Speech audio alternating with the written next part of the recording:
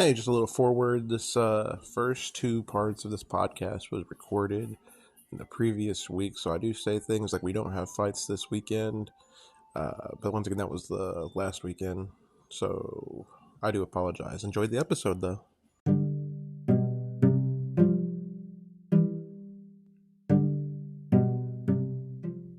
Hello, how's it going? Welcome to Fights and Fragz, episode 2. Second episode this week. Unfortunately, this weekend, we're not going to have a lot of UFC fights. Zero, I believe. But that's okay, it'll be an interesting next week. We might try to do some gaming podcasts next week, since we did 2 MMA podcasts this week. But it just depends on what news comes around. It's really just going to be an uneventful week of MMA, unless there's injuries, which we hope not. But I was sitting around, and I was thinking, July 27th, at UFC 304, you have, one of the, I don't know what you'd call it. I would call it like a tale of almost a little bit of sadness and a little bit of goodness. You got the man, Paddy the Baddy Pimblet, who, at first people loved him. I don't know what really changed, but people loved him at first. And he's kind of gone on to be one of the most booed fighters.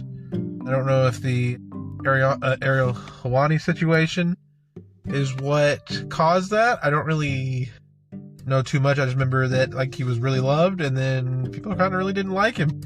I don't know where people stand now, because time is really interesting and people's opinions shake by the day.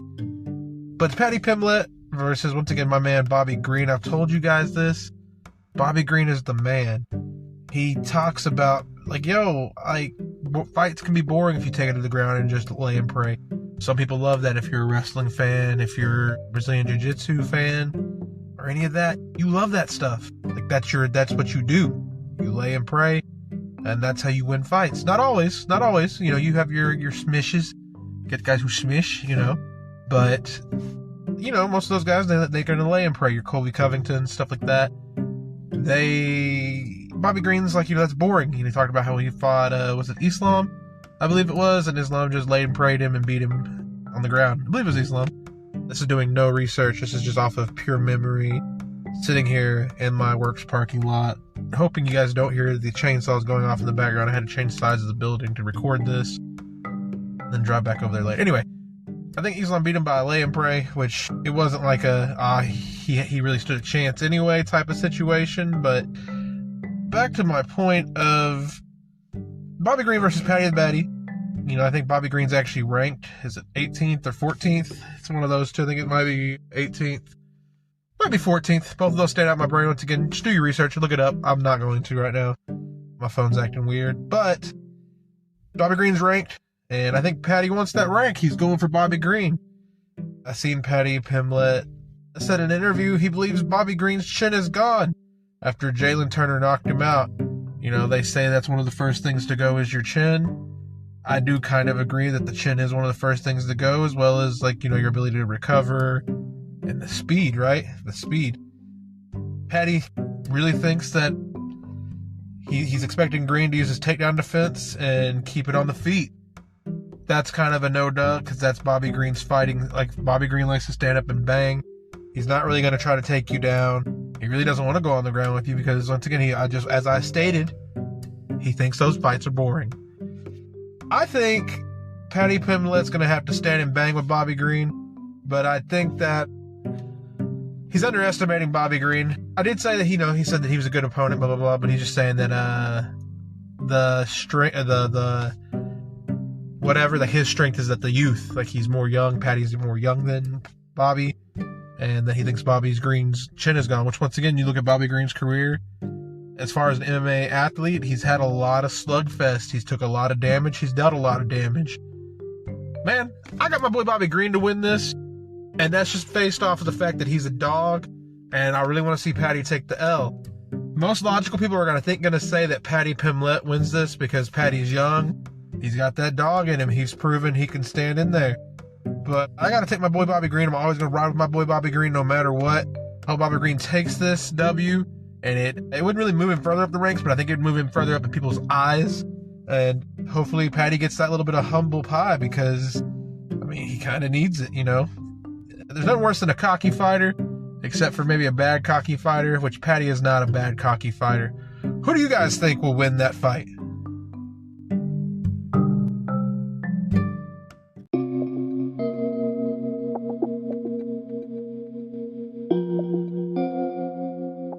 So, at UFC 303, we did have, I suppose over the last week, I think before yesterday I even recorded, or the day before I recorded the podcast, whatever day that was, can't even remember. At UFC 303, the Jamal Hill fight was, I wouldn't say canceled, but Jamal Hill had to get a different opponent because of the failed drug test, man. Apparently, Roundtree failed a drug test. They're pretty much saying that he's getting a 2-month minimum suspension plus whatever the Nevada Athletic Commission, I believe it was, wants to tack on for the violation. I believe the violation was EPO, but I think he's using the tainted substance. And I believe if I was reading correctly, it's the same thing that Ryan Garcia had tested positive for, so interesting.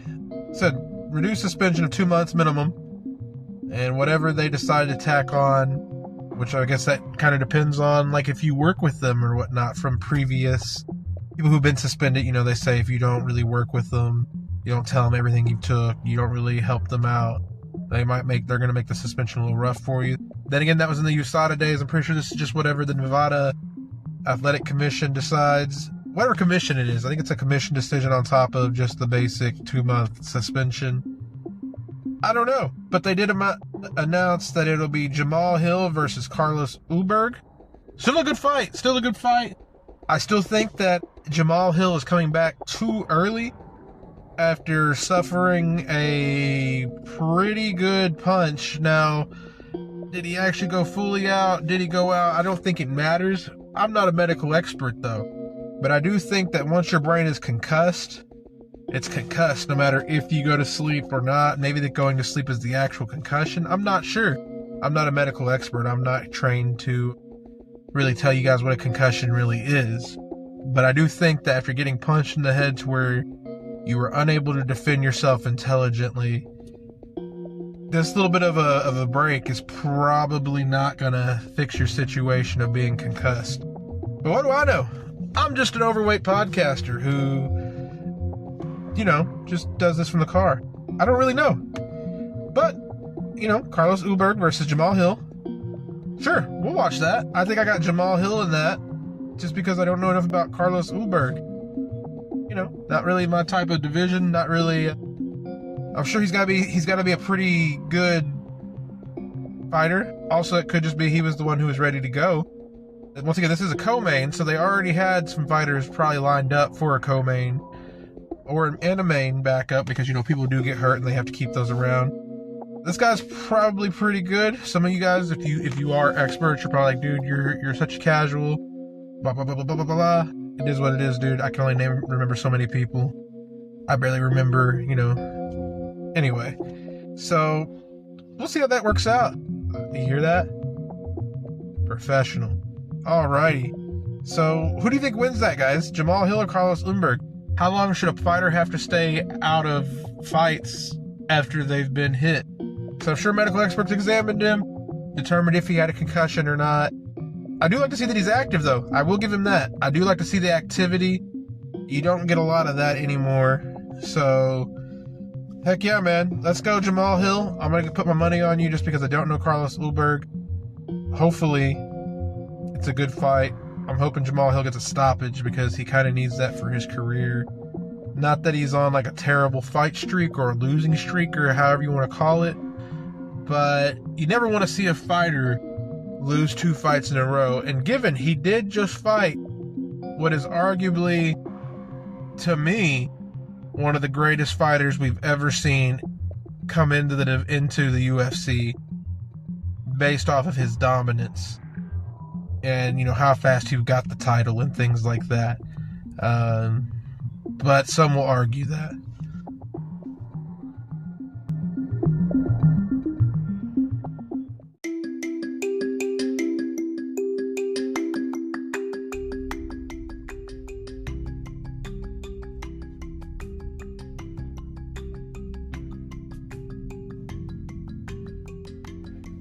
You know, it's always a really interesting thing that happens.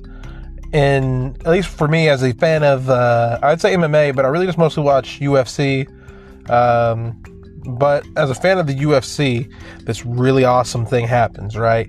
Where maybe a fighter, such as Michael Venom Page, this is an example, of course, isn't in the UFC, but he's so exciting to watch in the other divisions or other fight promotions. And you always just want to ask, man, what would happen if they come to the UFC? We've seen that with Michael Venom Page. He had the one fight that was pretty okay. They have, said that he has signed to fight Ian Gary at the Sphere in Vegas coming up, which is an incredible fight. The Ian Gary, saga, I guess you'd call it, legend, story. I think he's the fighter who his trainer is his wife's ex-husband or ex-boyfriend, and it's just some weird stuff going on. There's been beef with between Sean Strickland and him, and just other fighters saying that's weird. And as odd as that may be, Ian Gary has proven that he can fight, and he's came to fight. Michael Venom Page showed that he can fight. I do think that Michael Venom Page is the better fighter. Whoa, Tega, hold on. Take it back now. What do you mean? I'm going to tell you what I mean. Michael Venom Page is such a problem for most fighters because his awkward striking style, he's got that karate stance essentially, which I'm not saying that's the only reason. So hear me out before you're like, whatever, turn it off. No, what you have to realize is with the karate stance comes the ability to close distance very quickly. You've seen it in a lot of people. You've seen it in Wonder Boy. You've seen it in just tons. Anybody who's really had that karate stance, that ability to close distance extremely quickly and then to get away even faster is amazing for that karate fighting style. But as well as it's just hard to mimic. Like if you try to find like a training partner who can essentially do the karate style at an MMA elite level. Like once again, there's elite karate fighters, and I'm positive they're out there, because that's where people like MVP and people like Wonder Boy have came from. But to be able to do it at an MMA level and do it successfully at the MMA level is just another step, right? Because you got to defend against a lot of takedowns, just the different styles. And that's the point I'm making is that MVP has done this at an MMA level for so long that I think he's mastered, everything he needs to know. Now, once again, I could be completely wrong. He can go out there and get slept, put to sleep, nighttime, But I think that this is going to be a good fight for MVP. I'm glad MVP actually got this fight. They were originally talking. I've seen that people were wanting MVP versus Stephen Thompson, which was going to be, in my opinion, a very boring fight. It had been just a karate fight, a lot of point fighting going on, striking just to hit points, and it just wouldn't have been as interesting. And that doesn't say anything about the karate style. I just think that they've both done that professionally for so long that that's the type of style it would go down to. However, this type of fight, wow. I mean, like I said, I think Ian Gary's a big enough celebrity that it will solidify just how good MVP is in the UFC. And you're gonna still have your people who are like, he hasn't really fought a top ranked fighter in the UFC, blah blah blah blah blah. But it's Ian Gary who, like I said, he's got a little bit of, unfortunately, what moves the needle sometimes isn't always talent, right? Like you could be the most talented, but if you don't have enough clout in the UFC, then it doesn't really matter how talented you are, it seems like sometimes, because you're just going to be slept on. You got to get that clout level up, and then it changes. And like I said, Ian Gary's got a little bit more clout. Regardless of where anybody feels he's like on talent, I think he's still very talented. But I've seen people say he's not that talented. But I do think that if MVP gets him, it moves him way up in the starlight, and we actually might get to see him fight a top fighter, And I'm hoping that comes very quickly, because I'd like to see, do I see MVP holding the title? Probably not, but I do want to see him fight for the title and not just be like a gatekeeper or a journeyman. And I mean both of those terms with complete respect, with 100% respect. No, like I know people usually put those terms as a way of disrespect to fighters, but I mean that as in like you have to beat this guy to get to the title, and there's no way around it. You have to beat him, and this guy's always there. And that's what I mean by that. Like that guy's just always there. Once again, I don't know. Maybe that is a disrespectful term. Maybe I should remove it from my terminology. But Ian Gary versus the man MVP. What do you guys think about that? What kind of fight is that going to be? I don't know. I have no clue. But I'd like to, I wouldn't say fast forward time, but it would be nice, wouldn't it? To get a little sneak peek. But we're going to get to see it. Hopefully both these guys come in on weight. They come in healthy, and they give it their all, because I love to see it.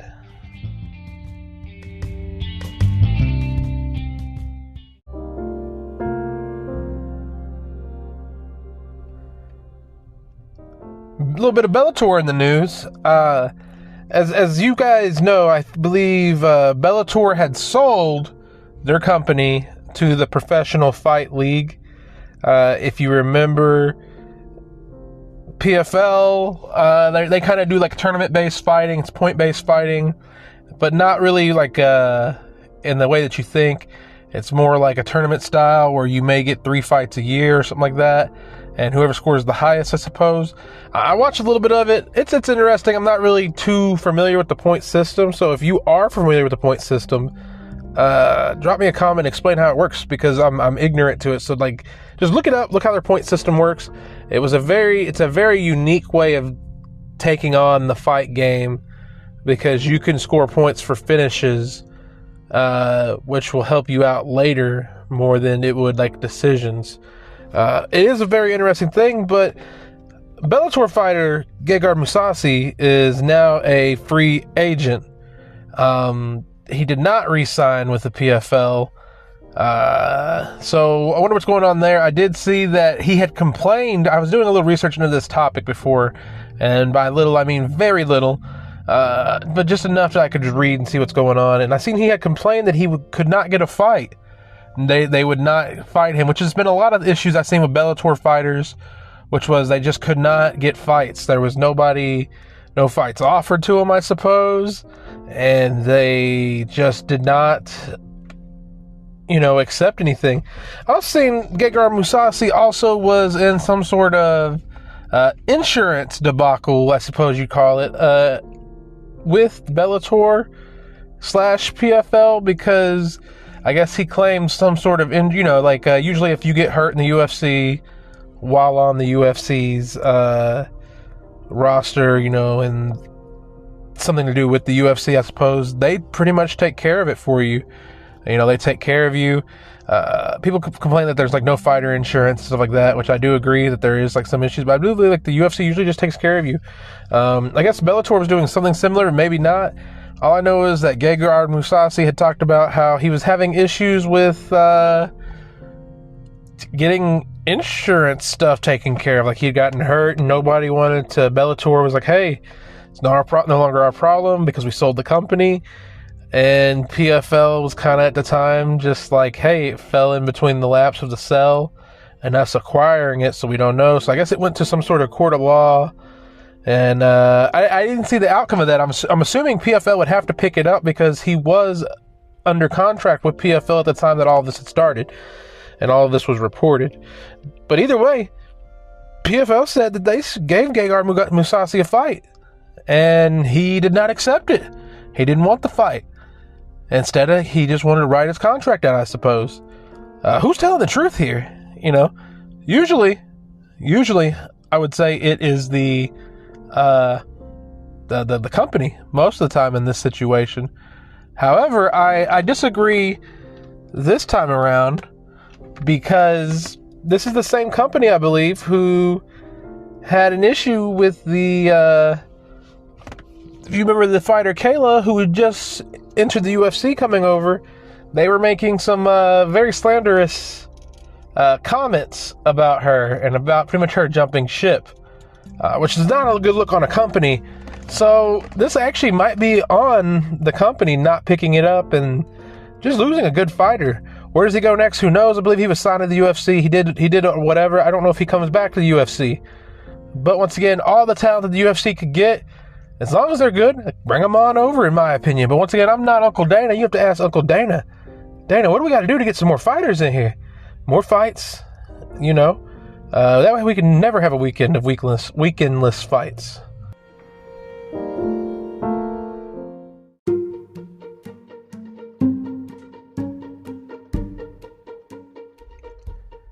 UFC news that broke a little at the end of last week. This episode is a little late. Just a little bit, but it's going to be going up. Tuesday, as my boy would say. But, a little bit of news. Apparently, Ilia Topuria wants to defend his title against Max Holloway. Which, heck yeah, let's get him, Max. You know what I'm saying?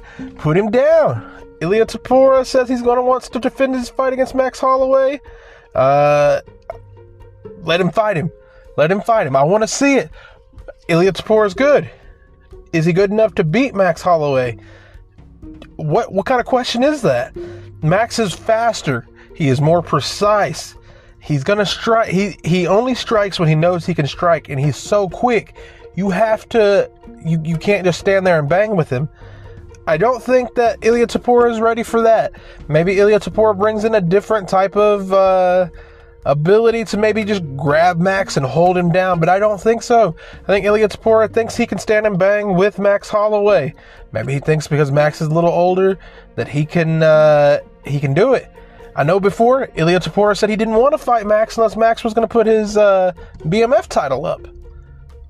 Is that still a situation? I don't think Uncle Dana's going for that. Uncle Dana going for a double title match? I don't think so. This isn't the WWE.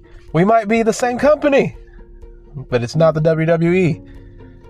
But for Ilia Topuria to say, yes, I'm going to fight you, Max Holloway, and if you win, you get my title. You get my belt.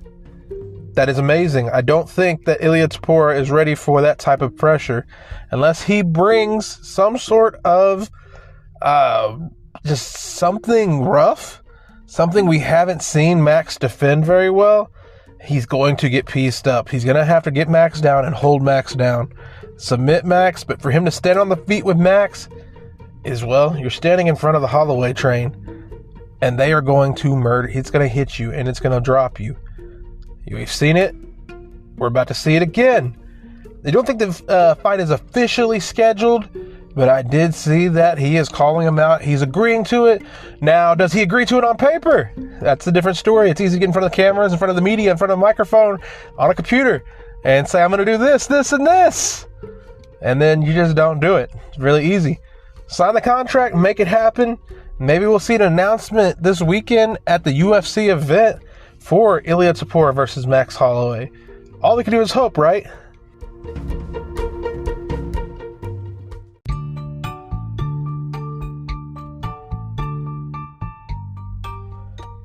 Well, guys, thank you guys for hanging out with me for this first of this week's 2 podcasts. Once again, Fights and Fragz. We do 2 podcasts every week, and last week we didn't do 2, but this week we're going to do 2 for sure, right? Especially since we have a great weekend of fights coming up. June 1st, Islam Makhachev versus Dustin Poirier for the lightweight title.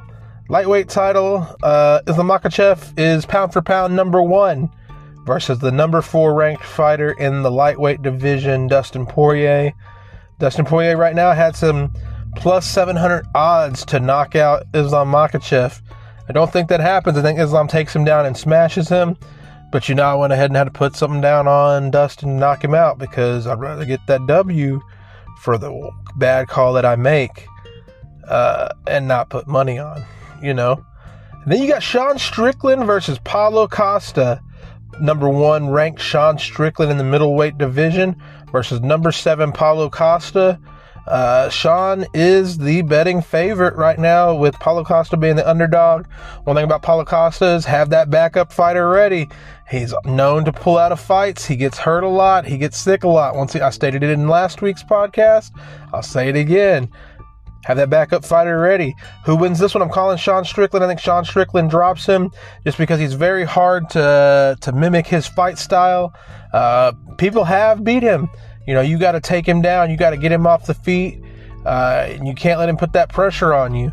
That's how he lost the title to Dracus, as Dracus was able to keep putting him down and holding him down and just getting him out of his motion. But if you're going to stand and bang with this man, he's going to hurt you. I think Paulo Costa has a good chance of doing that, but I think Paulo Costa has a better chance of pulling out of the fight and getting hurt. So it is what it is. You got Kevin Holland versus Michael Olik. I can't even say his name, but just know that man is a pretty good size. There are no betting odds on this, which is odd to me. I don't even know if this fight's still on because it doesn't show that it's canceled. But Kevin Holland got to get the W. Jotun Almeida versus Alexander Romanov. You got Almeida with the betting favorite versus Moldova, which I don't know why it's... Oh, because he's from Moldova. I was so crazy looking at that. I was like, that's not his name. Alexander Romanov, he is the underdog, man. I hope he gets it. It's going to be a great fight. I was trying to see if anybody else is on this card that we haven't seen in a while. But Mickey Gall's back. Mickey Gall's going to be fighting Basil Havez. Basil is a bad man. He is a bad man. So Mickey Gall's got to come with it. But I think Basil gets it. But yeah, that's this weekend. UFC 302, June 1st. We're going to have to get a little closer to start seeing, weigh-ins and seeing what's really going on. But I am excited to see it. I'm excited to give you guys a good review into it. We're going to probably next week have another upload, probably Friday, the day before the fights. And I can give you guys a little bit of a final thought before the actual fights begin Saturday. With everything that I see that's coming out, whether it be the fight week stuff, the vlogs, and also it's just plenty of time for people to get hurt and pull out. Plenty of time for people to say they can't make weight. Plenty of time for outrageous news to happen, which we hope not. But thank you guys for checking out the Fights and Fragz podcast. Give it a like if it's on YouTube, because it's on there. If you're on Spotify, thank you for listening either way. And I'll see you guys, I suppose, Friday. Thank you.